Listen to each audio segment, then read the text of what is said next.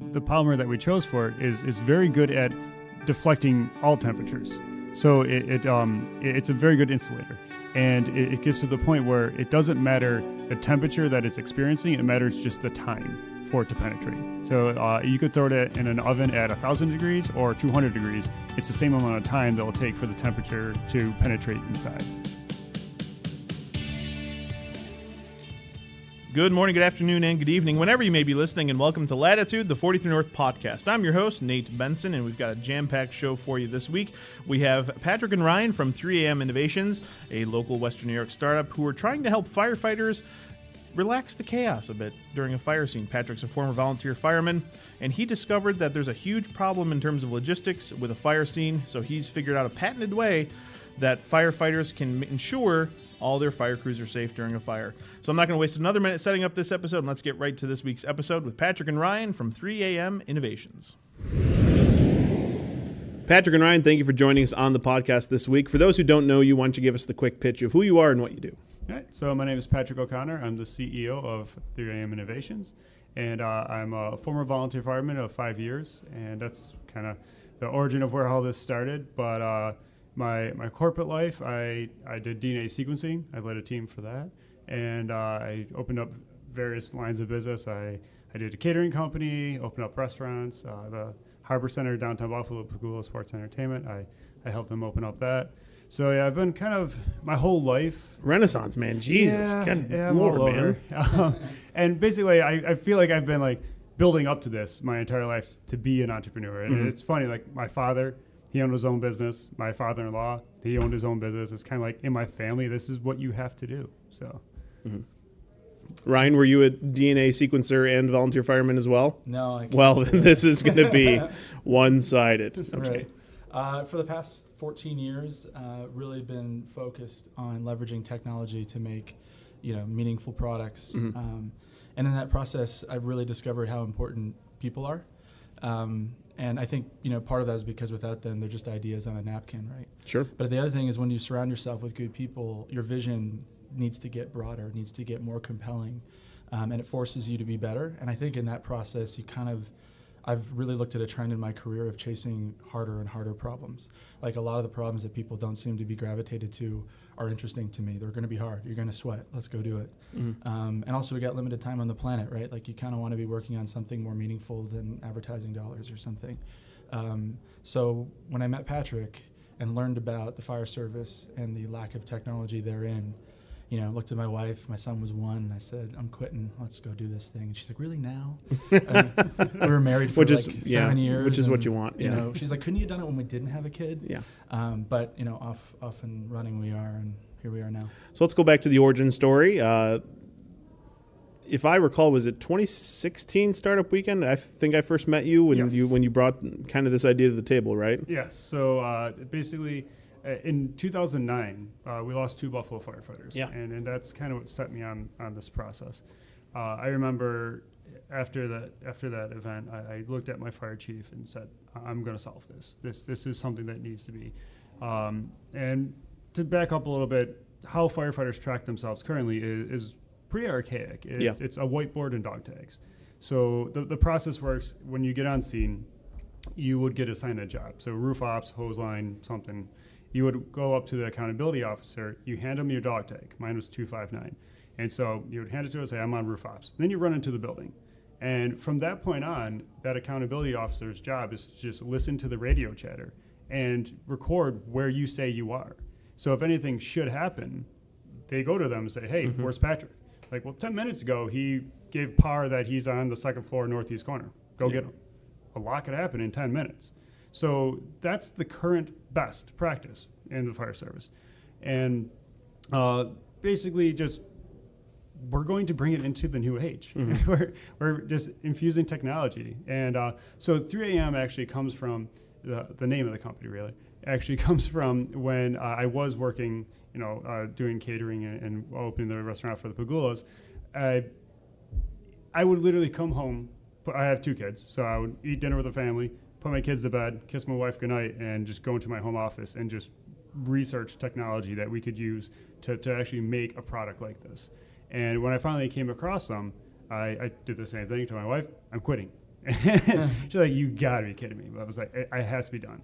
And then, with Buffalo being the city of good neighbors, I reached out to my network and said, I need to find a technologist to help me bring this to market. And that's when I came across Ryan. So it was supposed to be a 30-minute meeting.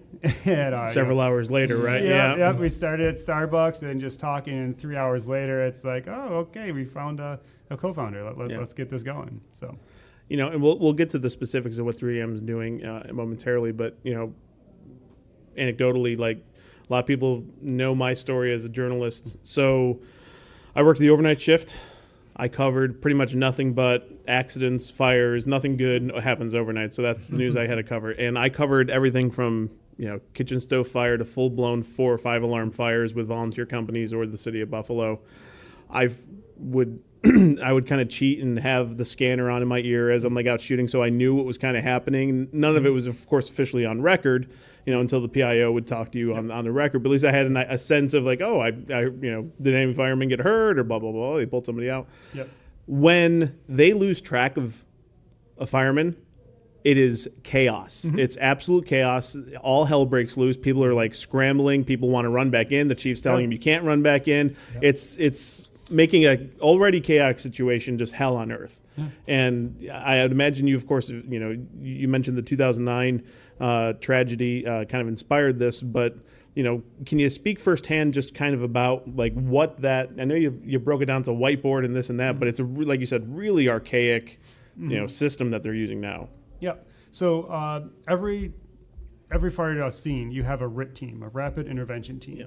Their job, you never want activated. Their only job is to go in and save a downed firefighter. Yeah. So I've been on that team before, and you're very, very pleased when you get to just sit there and watch the fire.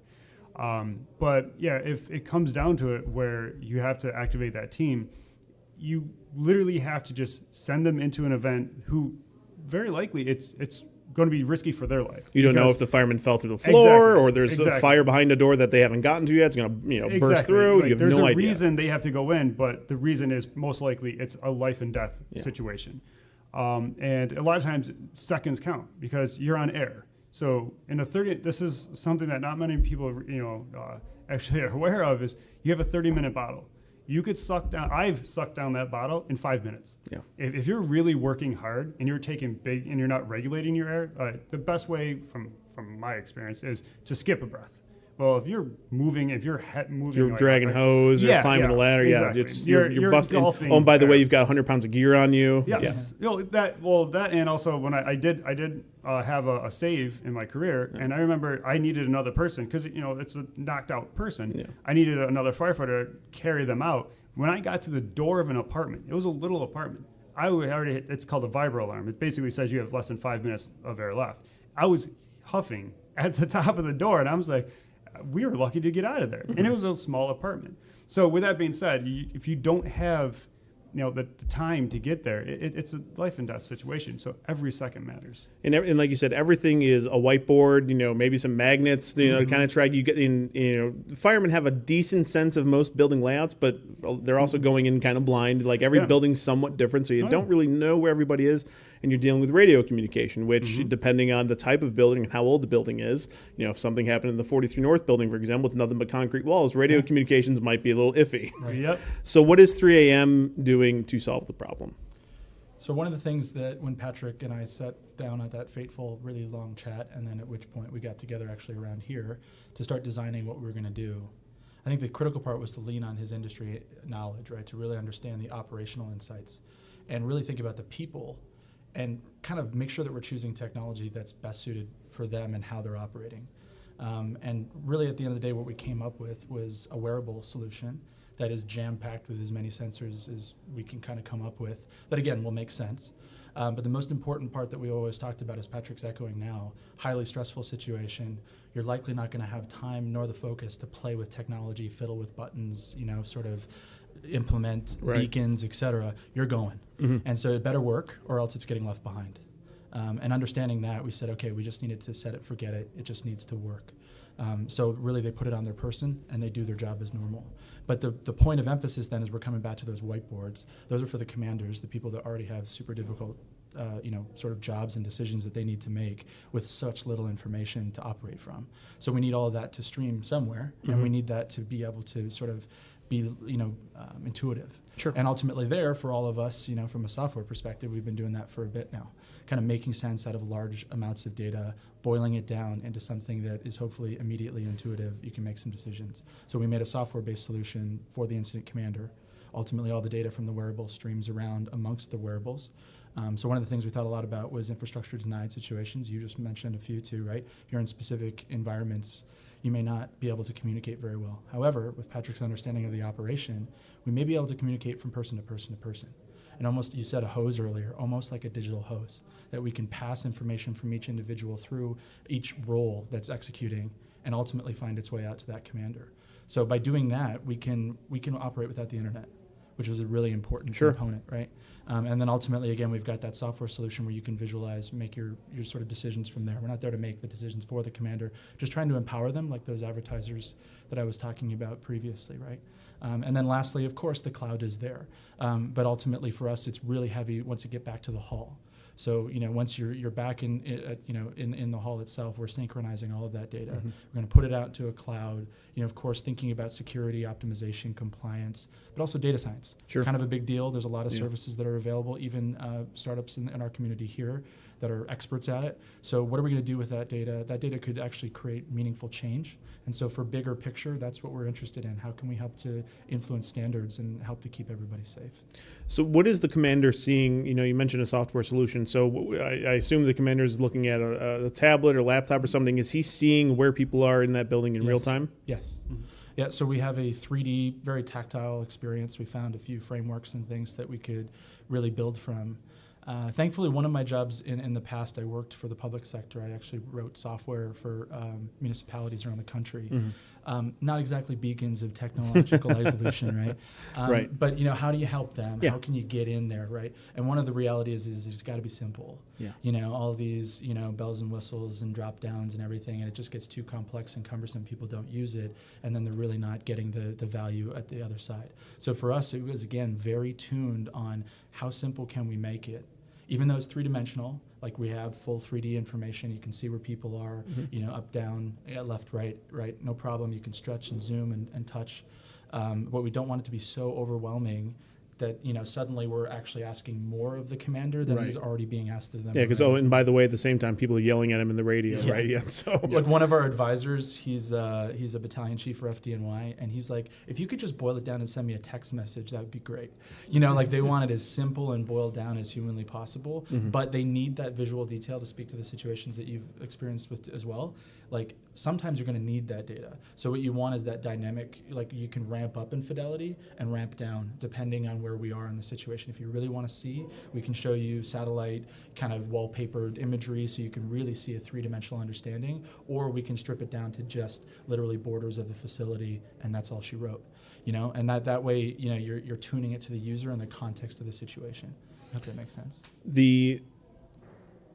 What's the feedback been from the commanders you're partnering with? So far we've got some extremely positive feedback. We even have them offering other features to put into it. Like, oh, it'd be great if you could do this. It'd be great if you could do this too. It kind of talks to the timing of the market. I know that's one thing that a lot of startups have an issue with. They're fighting the timing or they just are positioned perfectly. I feel very confident that we are positioned perfectly for it. There's kind of like a changing of the guard in fire chiefs themselves. For the most part, it's now like my former chief at Grand Island. He was 35 years old. He was just in the chief last year, and so they kind of expect more technology. So through some of our customer discovery, we talked to the chief, and he holds up his cell phone. He goes, my cell phone has more technology than an entire fire hall. Yeah. He's like, we need this. This is something that's deserving of the fire service. So it shows there that the market is ready for this, but just no one is filling that gap right now. Right. So go back to, a little bit at the beginning, like I said, you guys obviously got together, but, there's the startup weekend component of it now. And that's important to me because A, I help organize it, but two, that's where ideas are born, So walk me through when you're kind of pitching that, to folks, what's the feedback you're getting, and how was that whole process, and did it validate a little bit of what you were looking to do, or was that kind of, did you already know this was something you wanted to do, but you were just kind of looking for some other feedback? It's actually the latter. It was something that I already knew. Like I said, I'm a former volunteer fireman, so I was out of the service, with family and all that stuff and jobs. I decided to take a quick break. I felt a void. Sure. I felt like I wasn't helping. It's just running restaurants and whatnot. I'm not doing what I. You're just helping people like me get fatter. Yes, sure. Myself too. And so it's definitely something that I felt a calling for. Like I had to solve this. So I already knew I wanted to do it, and I was just finding a way to get it done. And that's what the Startup Weekend helped is connections. I learned early on that you can't just, everyone always said like, oh, it's not patented yet. Don't talk about it. Someone will steal your idea. And I learned early on that you're never going to get anywhere if you don't do that. Like, if you wait all day for a patent, you're going to be waiting 10 years. We do have a patent. There you go. But no. But you started this idea 10 years ago, so there you go. We got it within a year. Okay. But no, the issue is if you just keep it all inside, you're never going to find the connections, i.e. Ryan or whoever else we've brought on, it's going to die. If you keep your baby too close to yourself, it's never going to survive.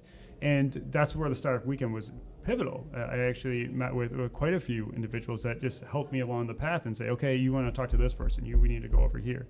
And launch New York. I think because of that, Launch New York and I started talking as well. And Launch New York has been pivotal in everything that we've done. So yes. So how's the journey been kind of since that 2016 when you were kind of really starting to put your focus on this, and what's the growth been like? And now you have a team and you have employees, and like what's the history of the company, so to speak? So at the beginning, obviously, as we said, it was just me, and I was just like, okay, I can do this. Yeah. How do I do it?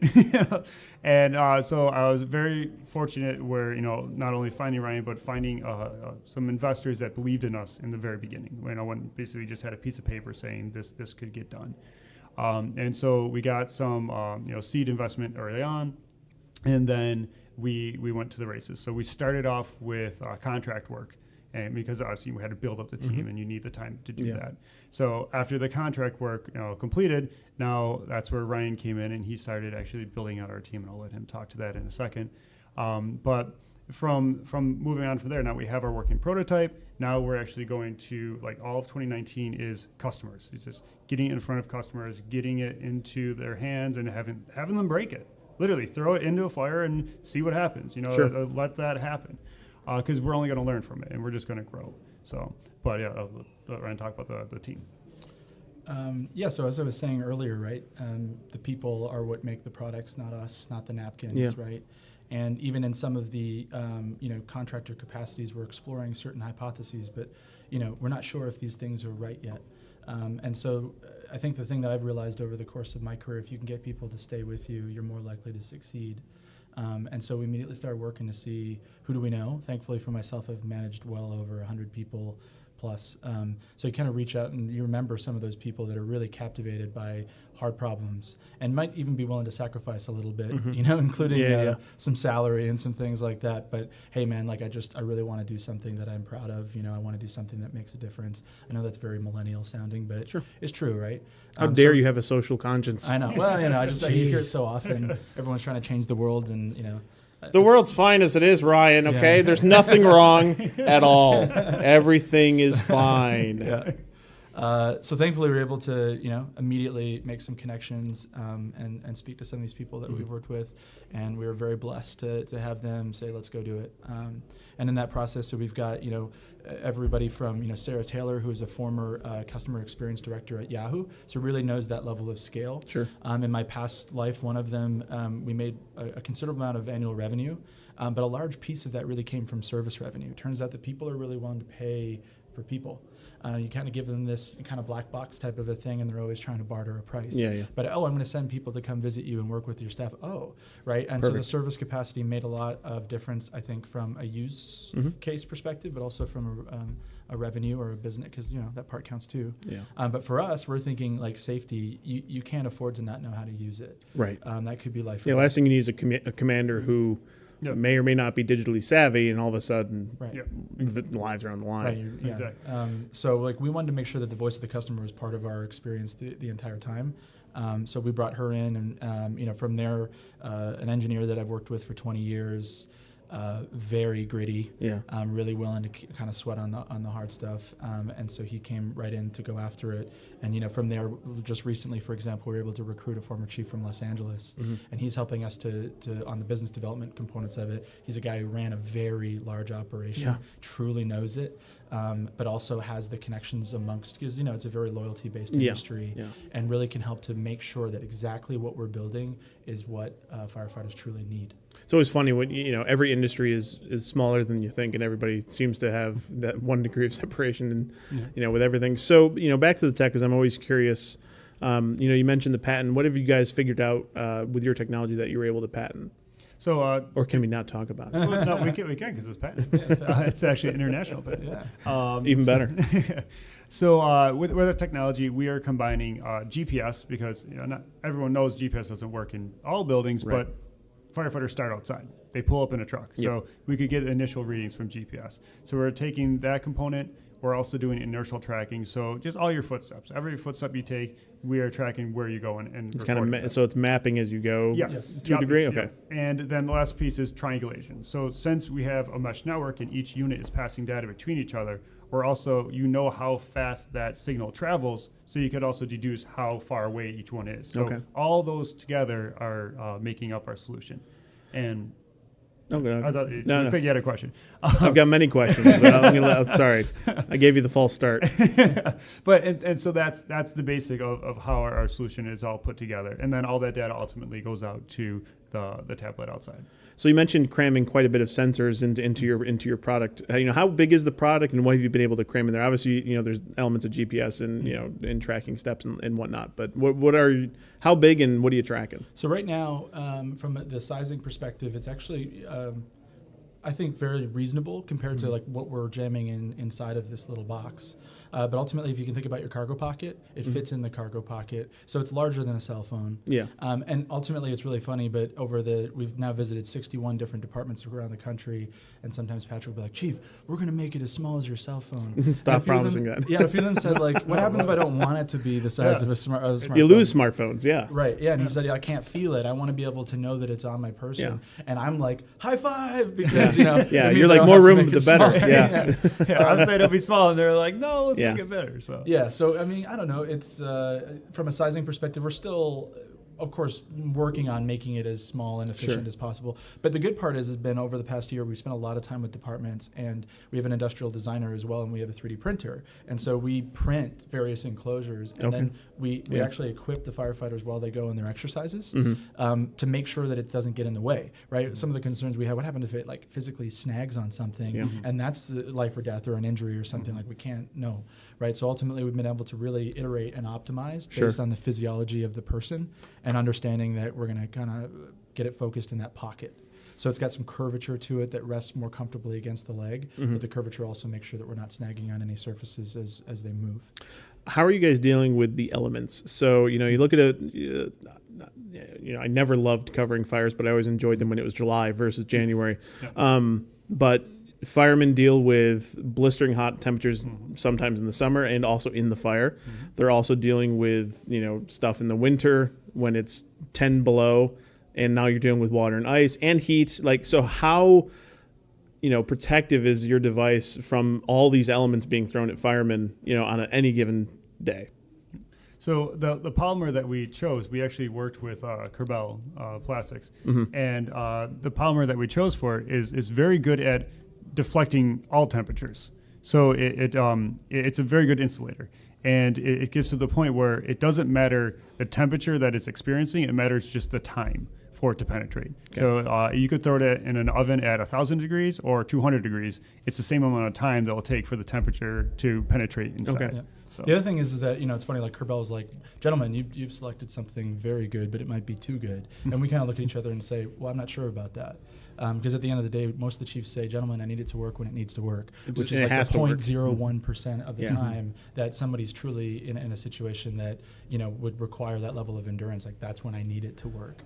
So we made sure to do that. But the other thing that's important to think about is the bunker gear itself has a heat tolerance. Yeah, so sure. it's not, there is a barrier between it, of course. Yeah, it's not exactly. open, but at the end of the day, and the unit's going to be completely sealed. So we're going to do ultrasonic welding on it, IP68 on it. So it'll be able to be submersible and all that other good stuff. Yeah.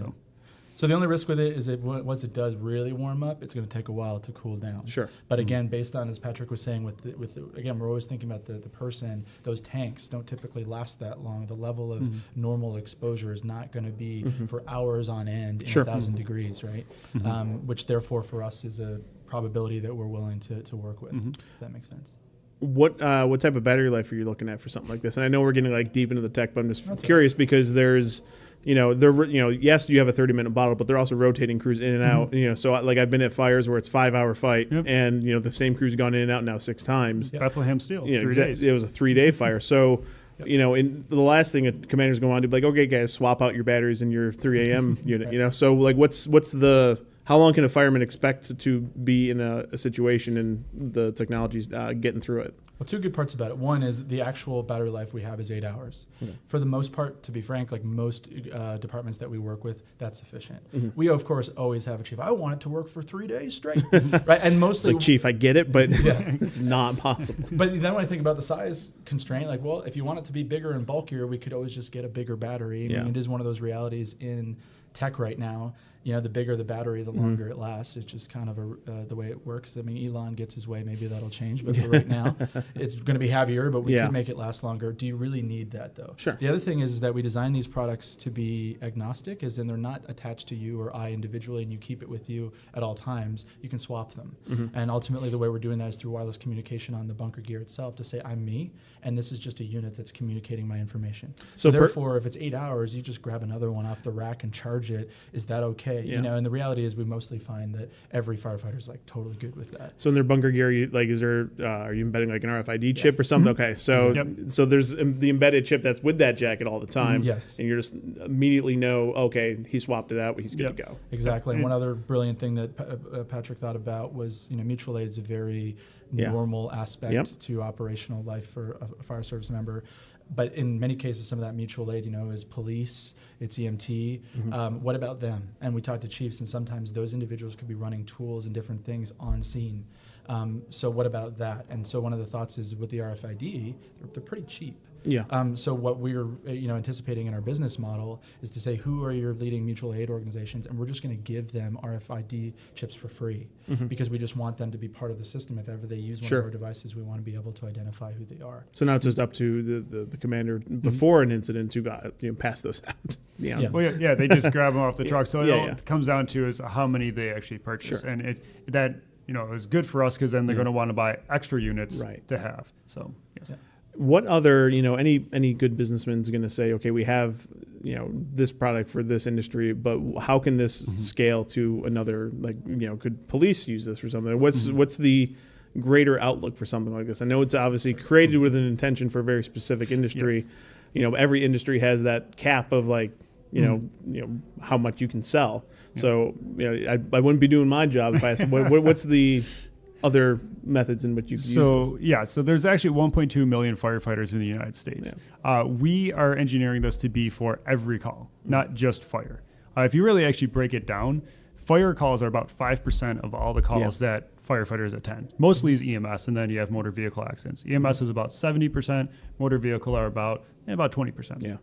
Yeah. So we don't want to have it just, so actually a lot of people say, why don't you have it on the air pack? Contained to the air pack. Well, if we do that, then we keep ourselves stuck just to fires. Yep. With having it where it's just in the bunker gear, we want it to go to all calls, mainly because our units actually learn the district as they go through it. So if you're going to do an EMS call, it's learning that building and it's learning your pathways. And next time you go there, it'll know your staircases and everything and already plot them for you. Moving to other industries, of course, so many people talk, and we don't want to boil the ocean, so we are laser focused on firefighters. However, yes, we do know military, come on. And then energy, we even had an enzyme company that reached out to us saying that they have very corrosive materials, and if they have a leak, they have to close blast doors. Because, well, I want to know if I hold it open for 2 seconds, can I save someone's life? Or if I close it, am I condemning them to death? Sure. So he says, your product could give us that. So we know that there are a lot of other areas we can go with this, but our concept is solve it for the harshest conditions possible, moving to a static environment. Like I said, we're doing it for a dynamic where every environment could be different. Moving to a building where we know this building's not moving, that makes it easy for us. I think also it's important to note we've been working with some government institutions, and they do a lot of homework on valuation, and they're valuing what we're working on, this hybrid indoor-outdoor location tracking, at $29 billion. Globally. And all of their homework and all that good stuff is outstanding. And of course, they're looking at it for all of those delivery mechanisms, as well as international. Like, we'd be remiss not to talk about that too. Yeah. We go outside of the country, go to our neighbors in Canada, go to the UK, which by the way is one of the largest collective fire departments in the world. Like, there's other places that we can take this, even staying in the lane of the fire service alone. So small, 29 billion, small. Yes. Just a smidge. Yeah. And the best is there's no 1% of that solution. cap is okay. I mean, it's daunting, though. It's a world problem. Yeah, of course. It's really interesting to work with people from the government that have seen everything. Yeah. And they're like, gentlemen, and a few of them even said to our face that this is one of the most promising solutions they've seen, which is like crazy. You know, it's like, thanks. I thought, Born Identity was a thing. Like, you guys are way past all this, right? Yeah. But no, the reality is they don't, or they're just building. Don't tell me that. I want to expect my government to be I don't want to know my government's, not tracking everything I'm doing. Yeah. It's the tech companies instead. Hooray. So what's the, I know you kind of alluded to it, 2019 is kind of like now getting sales and getting partners, what else is on the outlook this year? What's your partnerships locally? What are you looking for in terms of, you never know who's listening to this podcast and who might know a guy, so, now's the time. Yeah, so the number one focus by far is getting our products into, active firefighters and into their hands as soon as humanly possible. And so our goal is by the summer. We have actually quite a few departments in our region that have been very active and very supportive, very thankful for that. But they're also open-minded as a result. They're like, hey, I'm willing to explore. It's okay if there's some glitches, like no problem. But the way that makes operational sense is to do it in training capacity. Because tech can help to amplify the training experience. But then again, if the tech's not there, hey, the training program is the way that it is. The good part for us though, is a lot of times there's simulated heat. There's a lot of rigor. Some of these people may be training for the first time, so they ain't going to be gentle. As a matter of fact, some of the guys who've been around for longer are probably even more rough. I know our friends at Bounce Image were like, does it really bounce? And they're just smashing it against the frame. It's like, guys, it does, but it's supposed to be tossed, not thrown. Yeah. So the goal is, by the summer is we want this in the hands of real firefighters. Again, we've been working with them already, as I told you before, exploring 3D models, et cetera. And then from there, we're going to use the feedback that we get, the data that we accumulate from the training over the summer, to just govern any further revisions of the product. But at the same time, our other number one focus this year is the FCC. Because our product is a purposeful emitter, it sends out signals. We need to play nice. We're not allowed to legally ever sell it, of course, until all those things are cleared and good to go. And thankfully, we're working with some large government institutions to help us with that process, because they're also interested in us maybe pushing a little more power out of it. Which is fun. I'm like, really? Okay. You're like, yeah, you guys are doing something that we're actually really interested in seeing more from. If you're willing to kind of work with us, you can overpower it. We'll help you with clearances and things like that. And then together we can package this thing into something you can deliver in 2020. So that's the game plan, is we're really getting all that real user experience, beating it, breaking it, that's fine. And then govern that final redesign. And then we'll be ramping up with our manufacturing partners in Rochester. Turns out there's a ton.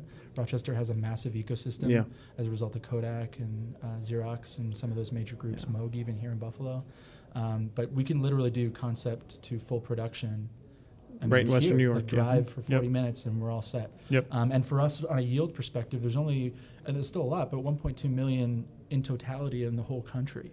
So this is not a consumer flood the market with 1 million in 1 year.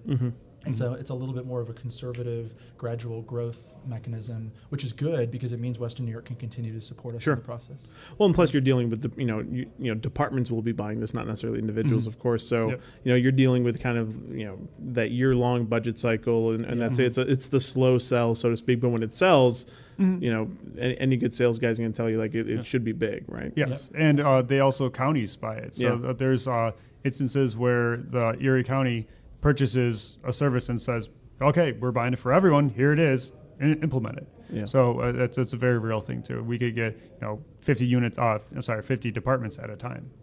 So. What's been the hardest day for you guys so far in your startup? I'm sure there's been 100 hardest days, but I always like to ask, what's the day where like you're like, I don't know, this ain't gonna work. I guess it's kind of like when you think you have investment locked down and then it falls through. You're just like, oh, I had so much plans for that. And I think those are kind of they're like micro hard days, but those are probably the hardest because like you already start like, when you think you have the investment locked down, you start spending it. You're like, okay, we could use this, we could activate this, you do that contract. When you don't get it, you're like, okay, cool, I can't spend any of that. Okay, awesome. Now let's bunker down. And and so I think those are the hardest ones. The hardest challenge is, as we're working with these investors too, taking your time to give us that capital. Unfortunately, we have no control, will delay our ability to manufacture the product, right? Like you have to get in line, you have to buy the supply. It's not like, oh, here it is last minute, make it happen in a week.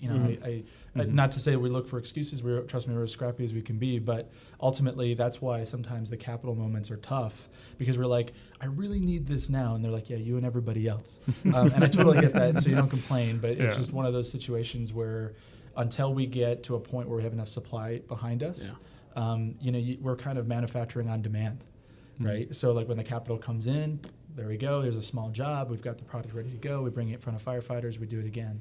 But that takes a little bit of time.